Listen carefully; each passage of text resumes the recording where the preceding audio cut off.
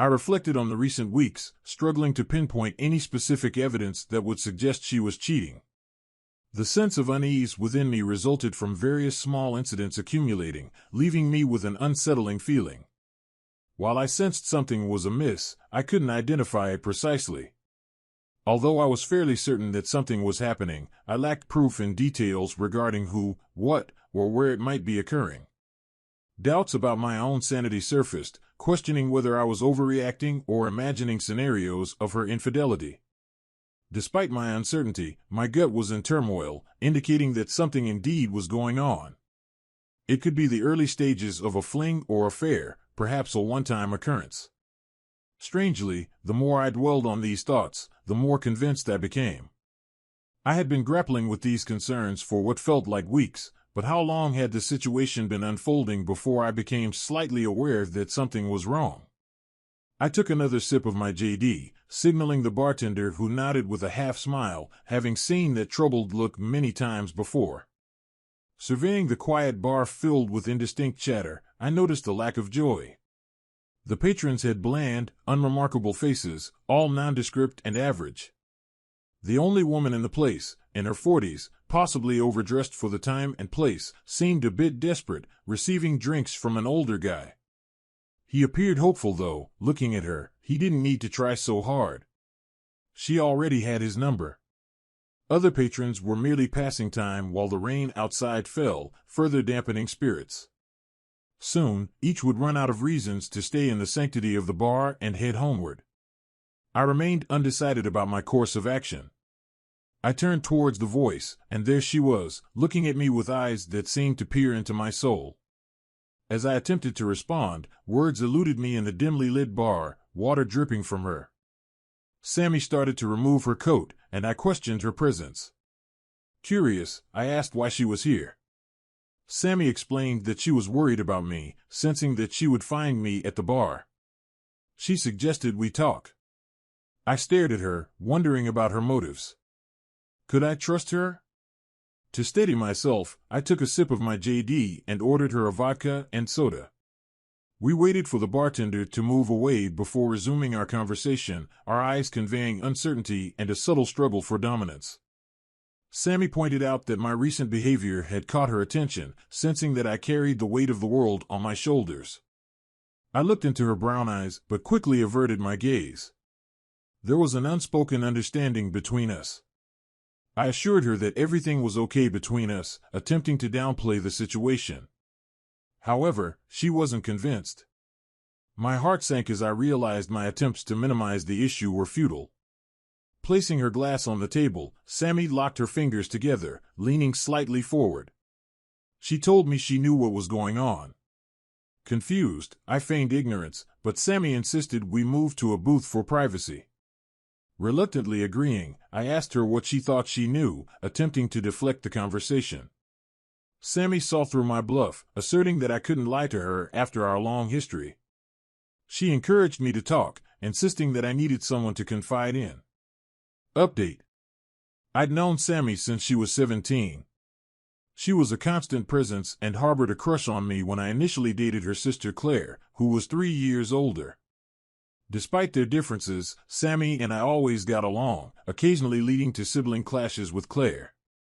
Over the years, Claire and I married after 2 years and settled into what I perceived as an ideal future. Both working in decent jobs, we earned enough for a comfortable life. Sammy, my sister-in-law, had enjoyed her late teens and early 20s, and at 25 sought a more mature phase in life. She had matured into someone any guy would be fortunate to be close to. Claire and I had been married for 5 years, with our anniversary due in another month. I contemplated whether we would make it that far. Sammy, an attractive woman and a friend besides my sister-in-law, looked at me with my eyes filling, struggling to articulate my emotions while her resounding "I know" echoed in my mind. Sammy reached across the table, offering support as her fingers gently stroked mine. I felt my heart slowly breaking as she spoke. She mentioned that if I wouldn't say it, she would. She believed she knew that Claire was cheating on me. Despite the shock of her words, I stubbornly tried to process what I knew and its implications. I resisted hearing more, convincing myself that if I didn't acknowledge it, it couldn't be happening, sparing me from the pain of confronting the truth. Sammy noticed my glassy-eyed expression and questioned whether it was shock or denial. She expressed her love for me and urged me to wake up, suggesting that it might be a misunderstanding. In response, I attempted to deflect her and continue deceiving myself. Sammy's eyes flashed with rage, and she exclaimed, drawing the bartender's attention. I assured the bartender that everything was fine. Sammy apologized, expressing her frustration with me and emphasizing her concern for my well-being. She urged me to wise up and face the reality of the situation, emphasizing that we needed to take action. I agreed to start, and Sammy shared her suspicions. She recounted an incident from a few weeks ago when she was with my partner, and she received a call on her mobile. Sammy found it peculiar that Claire left the room to take the call, considering they were sisters. I nodded, feeling a sense of dread. Continuing her story, Sammy revealed that she checked my partner's phone, discovering there was no lock code.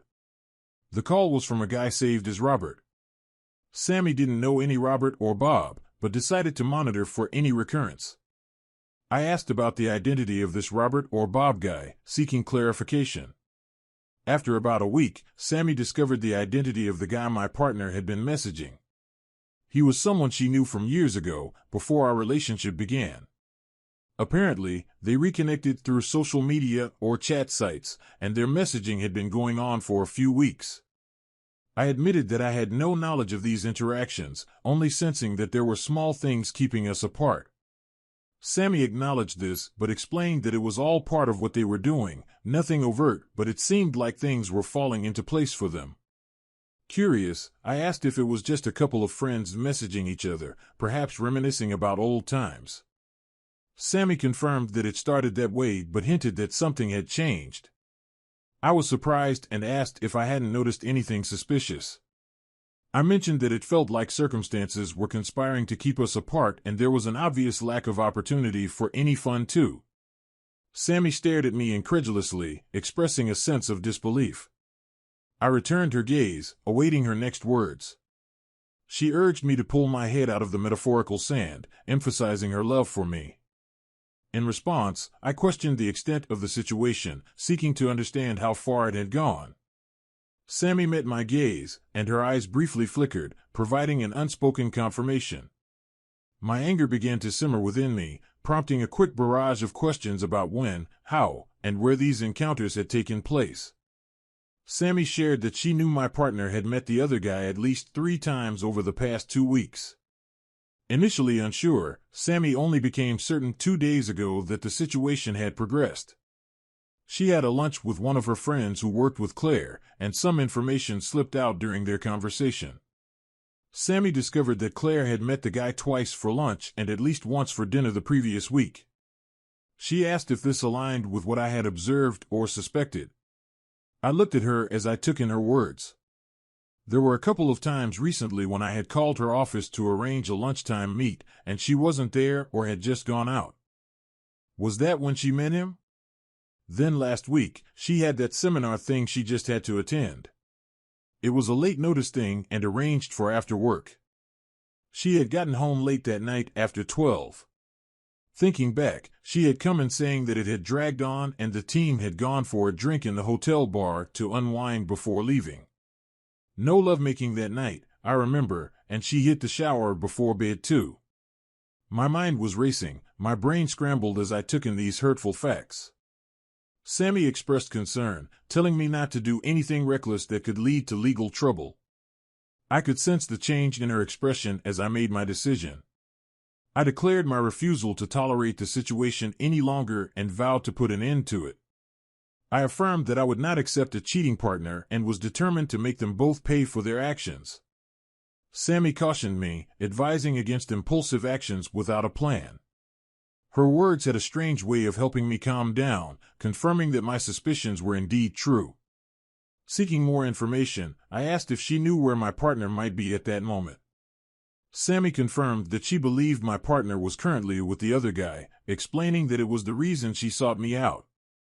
The rage resurfaced, prompting me to pound the table. People in the bar turned to look as I signaled the bartender. I asked Sammy if she knew the exact location. Sammy explained that she didn't know the exact location but planned to speak with my partner the next day to gather more information. She mentioned that the other guy is married with a couple of kids, though she wasn't sure about his residence. She assured me that she would try to find out more to assist in the situation. I expressed gratitude, reaching for her hand and holding it tightly as I wiped away a tear from her cheek. I thanked her for her support, acknowledging the difficulty of the situation for her. Sammy, looking worried, asked about my plans. I assured her that I couldn't act on my impulses just yet, but intended to put an end to the situation definitively. I promised there would be consequences without remorse for both of them. In the meantime, I planned to secure what was rightfully mine and gather evidence for my next course of action. As I finished my JD, I signaled the bartender, slipping him a note and telling him to keep the change. Sammy continued to look concerned and asked when I planned to confront my partner. I considered the situation, planning to make some calls the next day while addressing my assets. I emphasized my determination not to give her a single penny. Sammy pointed out the difficulty of being around my partner, and I acknowledged that it had been challenging for the past few weeks. I believe that if she hadn't noticed any change by now, she likely wouldn't in the future. Sammy stood up, expressing her need to leave. I offered to talk again tomorrow, and she agreed, promising to find out more for me. She put on her coat, and I stood to help her, feeling her proximity. She resembled her sister so much as she looked up at me, tears in her eyes. I kissed her cheek, reassuring her that I would be fine. She smiled and left, disappearing into the dark and wet evening. Sitting back down, I took a deep breath, contemplating my next steps. One thing was clear in my mind: they would pay, and the retaliation would be swift, relentless, and unforgiving. Update: I don't recall much after that. Somehow I woke up in my own bed, with a mouth like the bottom of a parrot's cage. My head was still swimming as I raised it off the bed. Rolling over, I noticed I was alone, and there was no sign of Claire. My senses slowly awakened as I heard noises from downstairs. Sliding my feet over the side of the bed, I tried to stand. Waking up the next morning, I couldn't help but wonder about the events of the previous night. As I staggered to the bathroom, attempting to shake off the grogginess, I proceeded to rouse myself. Entering the kitchen, I found her there inquiring about the state I was in. In response to her question, I vaguely mentioned having a drink with an old friend and getting carried away. Sitting down, I poured some orange juice, drank it, and poured another. When she probed further, asking about the friend's identity, my mind started to work. I mentioned a guy named Bob, explaining that I knew him from way back and he was in town for a couple of days on business. At the mention of Bob, I noticed a flicker of something on her face as she turned. I elaborated, recalling our college days and football years together. Claire seemed puzzled, unable to remember Bob. Nevertheless, she brushed it off, expressing indifference as long as I had fun. It was the first warning sign. Seated across from me at the table, I thought about my conversation with Sammy the previous night. I casually inquired about her activities the night before, feigning interest. I looked into her eyes as she lied about finishing work and going for a light meal and a drink with colleagues. She claimed to be home by 9:30, expressing concern for me due to a late meeting. I knew she wasn't home by then, as I was still at home until 10 p.m., deciding to head to the bar when enough was enough. That was the second warning sign. She continued mentioning some tasks she needed to complete in the morning and hinting at being late in the evening. Bob, an old friend, was expected to be in touch, and they had plans to catch up. I suggested inviting Bob over, emphasizing the pleasure of reconnecting with old friends. She agreed and asked if I remembered him, using an endearing term. She stared at me with a neutral expression, attempting to conceal any reaction, but I sensed something beneath the surface. Despite her poker face, I could perceive a hint of emotion. I dismissed her inquiry about inviting Bob over, assuring her that I would manage on my own. I decided to get ready for the day, having more orange juice and a couple of painkillers before leaving the house, ensuring I didn't miss the opportunity to collect my car left at the bar. 30 minutes later, I departed while Claire continued preparing for her day. As I dressed, I contemplated the situation, my determination growing. This couldn't continue for much longer. I clenched my fists, angered by the thought of Claire with Bob, vowing revenge. I harbored intense resentment towards him. The workday proved chaotic, with a constant stream of calls dealing with issues on the line. My secretary handled some calls, but I couldn't avoid crucial meetings. The tension within me intensified as I navigated through the day, fueled by a growing desire for retribution. By mid-morning, the initial rush eased off, and I had some almost free time to deal with my personal issues. I closed my office door and started to check out my financials. Within 15 minutes, I had tightened the purse strings and moved some cash out of reach. I also arranged a meeting with a solicitor to discuss a possible divorce. I still had a few days before that, so my thinking was that it would give me time to get more information. Not that it would matter that much anyway, but it could give me some leverage. Claire had her own bank account and credit card, so there was no need to do anything there. It was access to our joint account that was of concern, but I plugged that loophole quickly, so if it came to it, she couldn't get any more than what was left. My own account was secure and only had a smallish balance. The rest was shifted out and safe. We had no children, so essentially it would be a straightforward split should it come to that. I had decided in my own mind that we could only get over this if Claire were to confess her sins, so to speak, and seek forgiveness. Any kind of resistance there, and we were done. That thought made me feel sad. I sat at my desk in silence as I mulled over what had transpired and the actions I had taken so far today. I needed more information on the Bob character and evidence, or would the fact that I knew about it be enough to really duck the two of them over? The phone interrupted my thoughts, and it was Sammy on the line. I shared that I was occupied with various thoughts and plans, but had initiated some actions. Sammy provided additional information about the guy, Bob Stones, revealing that he was married. She had his address in the workplace, obtained discreetly through her friend, who had seen Claire with him. According to Sammy, they seemed to be growing closer despite attempts to conceal it. Acknowledging the start of potential evidence, I requested Bob's details from Sammy. Within minutes, I located his social media page and obtained a photo. Something about his face seemed familiar, triggering a vague memory. Despite the unsettling feeling, I decided to call Claire around lunchtime, intending to stir the container. During the call, Claire explained she had a meeting with a client named Mr. Stones, which added another layer to the situation. Suppressing my emotions, I kept the conversation casual, though her mention of Mr. Stones felt like a taunt. Strike three, I thought, determined to take swift and merciless action against both of them. Ending the call, I masked my anger, promising to see her later and enduring her declaration of love with a clenched jaw. After ending the call, my anger boiled within me. Seated there, I clenched my teeth, contemplating the unsettling revelation. My secretary appeared, poking her head into the office, offering to grab something from the deli down the street. Considering for a moment, I instructed her to surprise me with something substantial, hearty, and rich in red meat, something to sink my teeth into. She gave me a peculiar look but nodded, closing the door behind her. Sensing that my behavior had been unusual all morning, she couldn't shake the feeling that something was brewing beneath the surface. Sammy visited her sister's office and noticed Claire leaving the elevator alongside a tall, dark-haired man, roughly around 30 years old, Bob Stones, the man Sammy had identified from his online photo. Stepping in front of her sister, Sammy surprised Claire, who seemed uneasy about her plans being disrupted. Sammy explained her impromptu visit, expressing a desire to see her sister and possibly go for lunch. Claire, visibly uncomfortable, mentioned that she and Mr. Stones were having a business lunch and suggested meeting another time. Mr. Stones introduced himself, and Sammy, feigning innocence, asked how long he had known Claire. The question seemed to catch him off guard, and Claire hurriedly pulled him away, citing a meeting they needed to attend.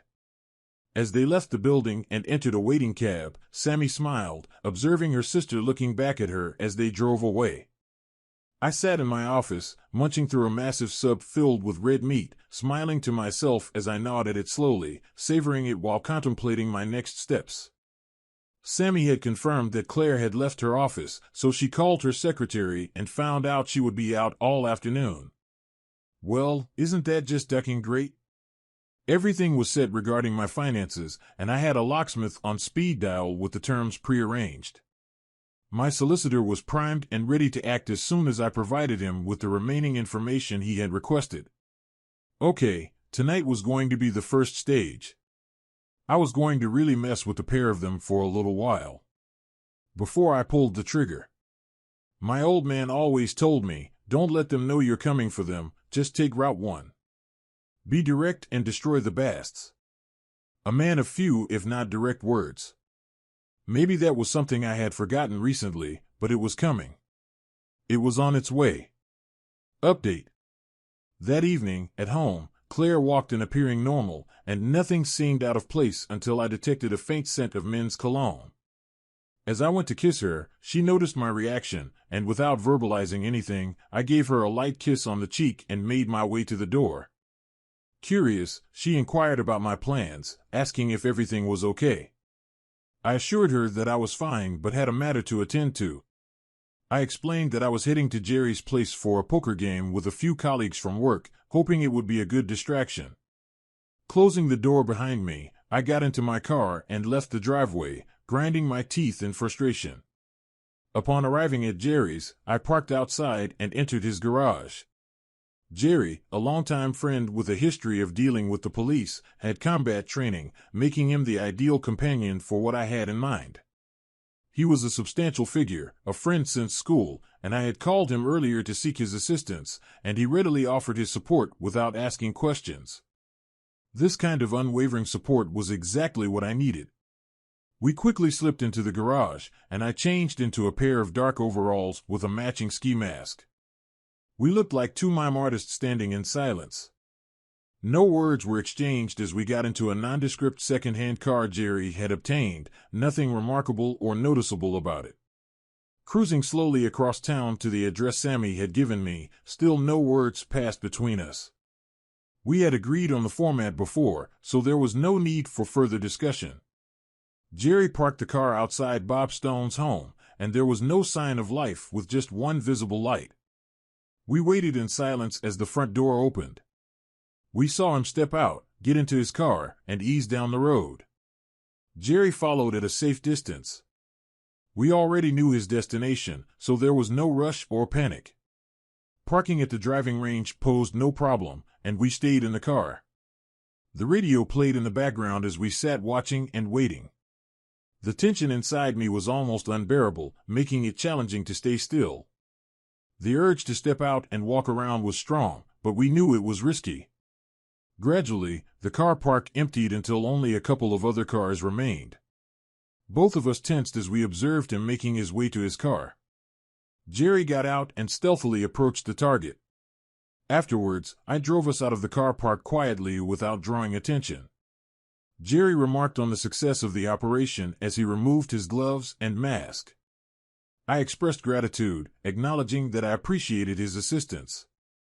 Jerry assured me not to worry, stating that he owed me and could never fully repay me for what I had done for him. I reminded him that friends help each other and pointed out that at least his hands weren't injured and there was no CCTV in the car park. We considered the job well done, deciding to head back. Jerry suggested starting a card game with the others, who would be there by now. We drove back, spending the next 4 hours playing poker for fun. The atmosphere among the guys was positive, and they understood the situation, providing the support I needed, boosting my confidence for the upcoming confrontation with Claire. However, before addressing the main issue, I planned to play some mind games with her. I stumbled through the door just after 1 a.m., intentionally exaggerating the amount I had to drink. Jerry had arranged for one of the guys to drop off my car. Claire, waiting up, questioned my lateness and examined me closely. I dismissed her concern, mentioning that Jerry and the guys had dropped me off in my car, admitting to having a bit too much JD. Disregarding my jacket and missing the coat pegs, I slumped onto the sofa and looked at her. Claire, with crossed arms and a disgusted expression, sat there. I maintained a blank expression, waiting for her to speak. She couldn't hold back and finally asked, "What is going on, Steve? Is there someone else or something? You're acting really weird lately." I chuckled, suppressing the anger building within me, reminding myself to take it easy. "I'm all right, my petal. Just been through a rough patch recently. It'll all be over soon." My words lingered in Claire's mind, leaving her unsure but sensing something amiss. We went to bed, and I pretended to collapse, fainting immediate sleep. It irked her as she seemed ready for a confrontation, but I refused to engage. The following morning, Claire was the first to rise, making coffee. I descended the stairs, acting obnoxious, pretending to have a hangover. Playfully entering the kitchen, I greeted her and mentioned my throbbing head. She tossed a headache remedy my way. As I sipped my coffee, she appeared subdued, and I noticed her phone on the kitchen table, wondering if she had received any calls. Claire noticed my gaze on her phone, and I could sense her desire to reach for it, although doing so would seem odd. Pouring more orange juice, I casually picked up the phone. A look of panic flashed across her face as I intercepted a message. I briefly glanced at it before sliding the phone back to her, stating that it needed charging to avoid a flat battery and any missed messages. Leaving the kitchen, I went to get dressed, leaving Claire looking after me with a sense that something was amiss. She wondered if I could know, dismissing the thought as she believed she had been careful. Their involvement had only been going on for a few weeks, lunches, dinner 3 times, and hotel stays 3 times. She considered it nothing more than fun, confident that Steve would never find out, especially since he wasn't going without. The revelation led her to contemplate her recent intimacy with her husband, unable to recall the last time. She pondered if her neglect might have contributed to Steve's suspicions. Hastily descending the stairs, I swiftly exited the door, sidestepping Claire's attempt for a more passionate farewell. Waving and smiling, I pulled out of the driveway and headed to work. Around 11 a.m., I decided to send Claire a text for amusement, expressing regrets for the day and explaining that there was a lot on my mind, assuring her it would soon be resolved. I settled back, awaiting a reaction. Later in the day, Sammy visited me, inquiring about what had happened. I questioned Sammy about her earlier statement, asking her what she meant. Earlier in the day, an employee from the golf club had found Bob Stones in the trunk of his car, badly beaten. Claire had informed Sammy, and she was shaken. Sammy asked if I had done it, and I responded that I didn't care too much either way, denying any involvement. I went on to mention that Claire had told me she found out about Bob's condition through a scheduled meeting with him. His company had called, stating he was in the hospital, and his wife had called them. Sammy found my explanation cute and plausible, but suggested that maybe next time it wouldn't be so easy for them. I was asked about my cryptic remark, and I replied, saying that accidents happen in the strangest places. That night, upon arriving home, Claire was absent, and her car was gone. There was no message. Irritated, I called her phone cheerfully, inquiring about her whereabouts. She responded, explaining that she was at the hospital visiting a friend, assuring me it wouldn't be long. I expressed my hope for her friend's swift recovery, bid her goodbye, and hung up before she could respond. 30 minutes later, she returned, looking drained. I asked about her friend's condition, expressing my hope that it wasn't too serious. Claire hesitated before responding, mentioning that it was nothing too dramatic. Her friend had just fallen and would be home in a few days. I suggested coffee, and she accepted, thanking me. While sipping her coffee, Claire brought up an incident at her workplace, mentioning that one of her company's reps had been assaulted the other night. I reacted with surprise, asking for details.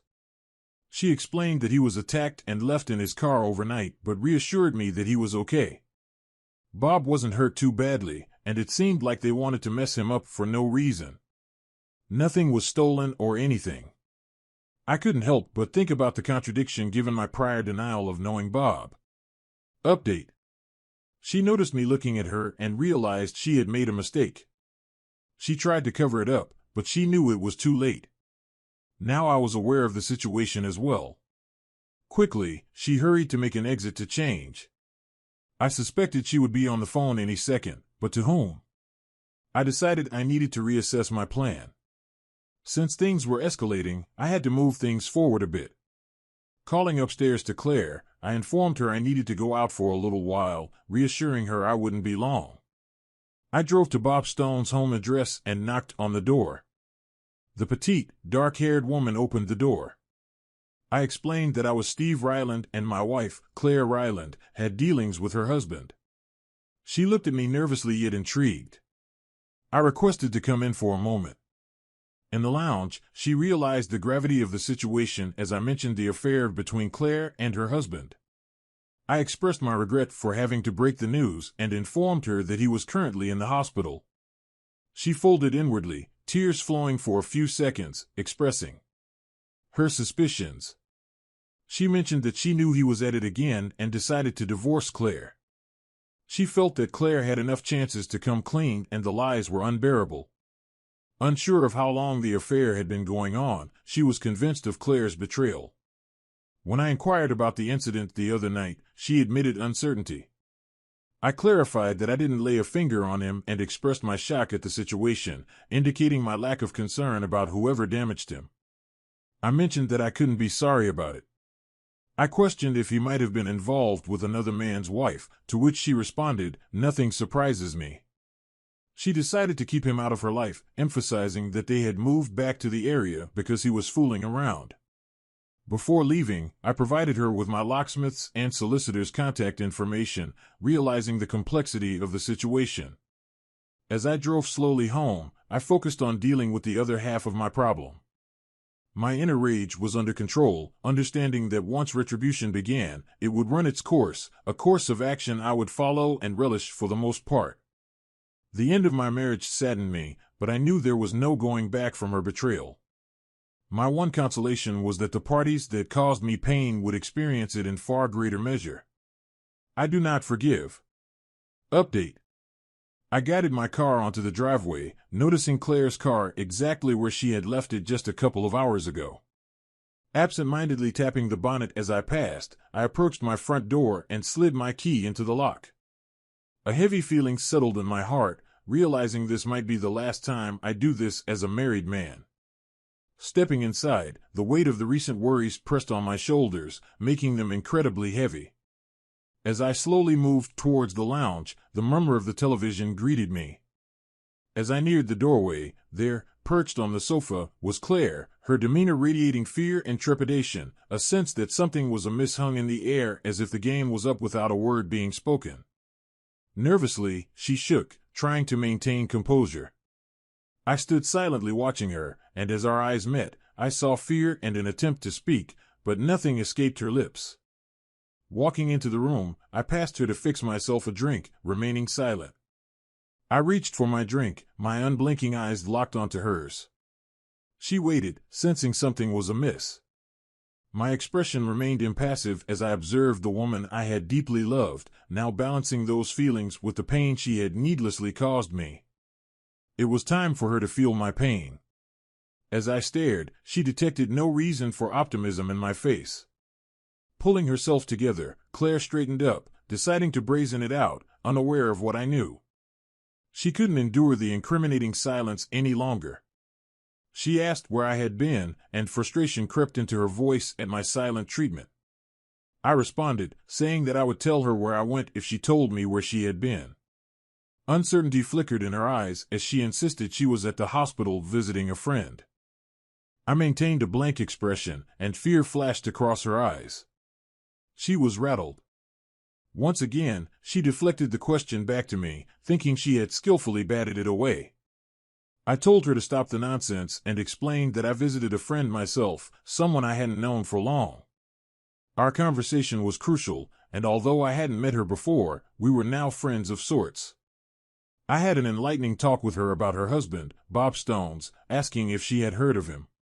Her face flushed as I toyed with her emotions.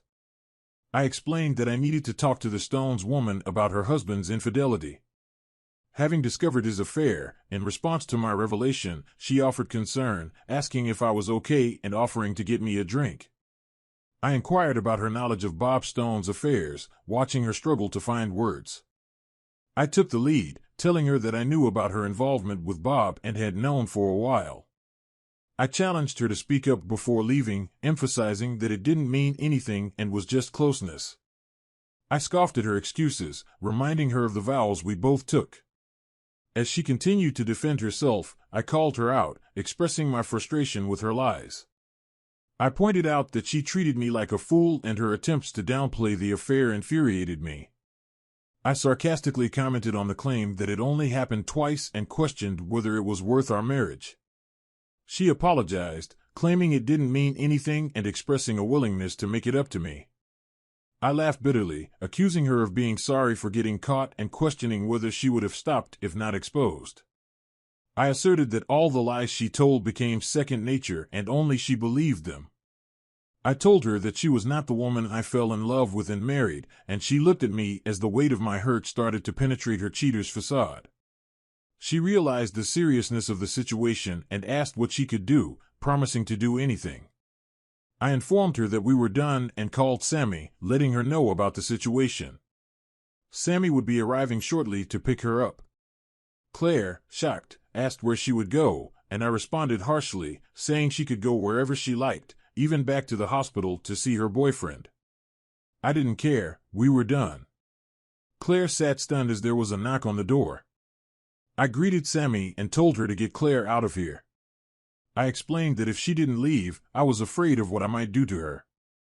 Despite hating what she had done, I still cared about her, but it was time for her to go. Sammy hurriedly gathered Claire's things for the next few days. I thanked Sammy for her assistance and mentioned that I would be in contact soon. As Sammy prepared Claire to leave, I listened to the sound of my wife sobbing. Sammy swiftly packed Claire's belongings into a couple of suitcases, and in less than 10 minutes, she was removed from my home. The real challenge would be to get her out of my life permanently and erase the pain. Retribution would help with that. Staring into the flames of the pyre I had built in the backyard, I watched everything of Claire's go up in flames. There was no way I would allow her back into my house for anything.